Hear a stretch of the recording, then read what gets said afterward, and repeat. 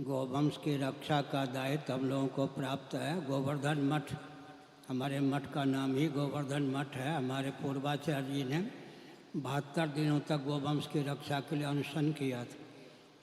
लेकिन मैं किसी राजनीतिक दल का नहीं हूँ, इतना आपको मालूम होगा। 7 नवंबर 1966 को दिल्ली में मेरी आंखों के सामने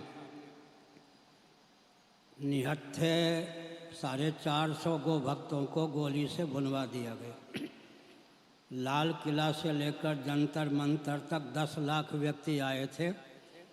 हरियाणा के उन माताओं को मैंने आँखों से देखा है जिनके गोद में 5-5, 7-7 महीने के बच्चे थे। उन्होंने कल्पना नहीं की होगी कि अपनी सरकार गोली से भुनवा देगी। वो दिन भी हमने देखा है। और हम भी तिहाड़ जेल में 52 दिनों तक गोवंश की रक्षा के लिए बंद रहे हैं। हमें दर्द है, वेदना है, लेकिन गोवंश की रक्षा का मार्ग आधुनिक विधा से खेती के कारण भी तो बंद है। जब बैल का उपयोग खेती में होगा ही नहीं, बैलगाड़ी में बैल का उपयोग होगा ही नहीं, तो किसानों का भी हाथ है ना गोवंश की हत्या में।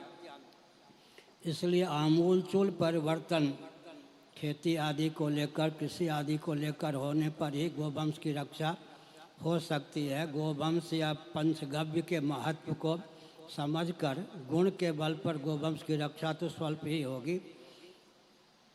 अंदर से हमारा प्रयास है कि भारत को भारत के अनुरूप शासन तंत्र मिले और गोवंश की समग्र हत्या का मार्ग जो प्रशस्त किया गया है वो दूर हो, गोवंश की रक्षा हो। लेकिन आधुनिक विधा से खेती करने पर, माल ढोलने पर गोवंश की समग्र रक्षा कठिन है। आपको मालूम होगा खाद की सामग्री भी, खाद भी आधुनिक ढंग से हैं।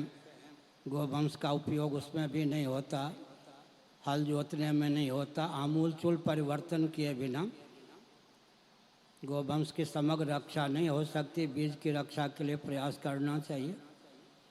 आगे चलकर शासन तंत्र जब तक हमारे अनुकूल नहीं होगा तब तक गोवंश की रक्षा पूर्ण नहीं होगी।